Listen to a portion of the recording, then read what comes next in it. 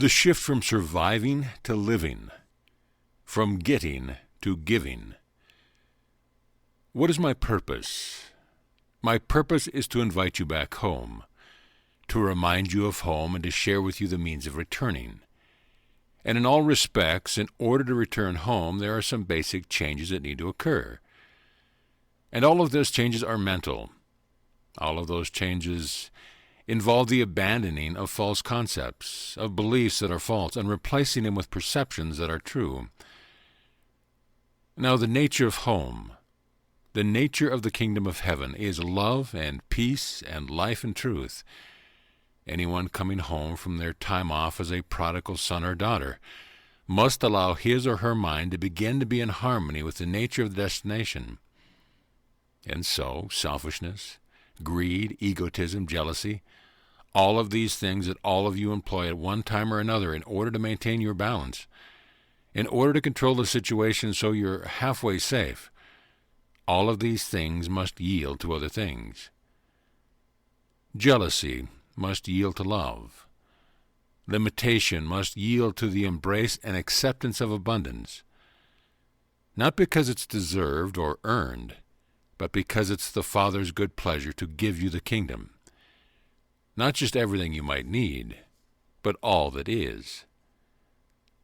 Now, if I were to relate to you and share what I'm sharing with you, and the sharing we're charged for, if there were a price put on it and you could not have it, you could not pay the price, then I would not be teaching you how to have a new mindset that would put you in harmony with the destination you're headed for. The only way you can come home is if you're understanding the meaning of gift. Because until you understand the meaning of gift, you will cling to getting. You will cling to getting this for that, an exchange instead of a wholeness shared. And until this growing up, I'm going to call it, occurs, until this level of maturity kicks in, you will not be able to come home. You will still be operating as an independent agent among other independent agents. And you will all barter with each other and fight with each other over how to have the most that you think you need to have in order to get to the place that's important. I cannot teach you how to come home without teaching you how to grow up, how to shift into the attitude of giving. Now, there is a new paradigm of economics manifesting on your planet among your economists and your forward-thinking professors in universities. It is showing up in the way musical artists are sharing their work instead of going through the normal channels of contracts and guarantees and manipulation of the market by raising or lowering the prices of the musical products. And it's having an effect. In actuality, it is causing some upheaval because those who are caught up in the old paradigm, who are still committed to it, cannot see how there could be equity when control isn't being exercised. And yet, that's the only way equity can be arrived at. What does this mean? It means that those who are faced with the imminence of change are going to have to stop griping about the new way to experience equity, which they can't understand, and explore it.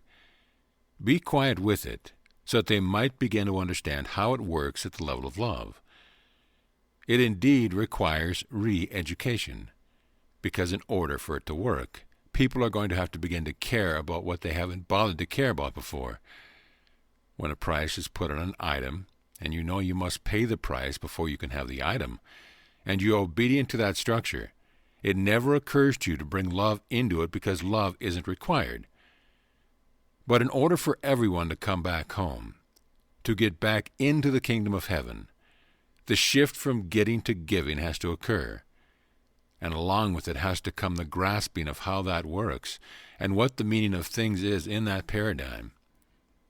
And so one has to look and somehow recognize, if I'm not here to share it with you, somehow recognize that the element that has to be brought into play is love. What does that mean? It means involvement. It means coming back into the true understanding of family and of brotherhood, where the motive for your behavior with each other is not self-defense, but the sharing of optimal, infinite wholeness. Why? Not so that you can get, but because it's your nature to do that. And as the presence of love, it's natural for you to do that. And when you naturally do it because you've adapted that as a normalcy, the manifestation of wholeness appears. and it appears in a context of intimacy, of family, and of brotherhood. And so it is.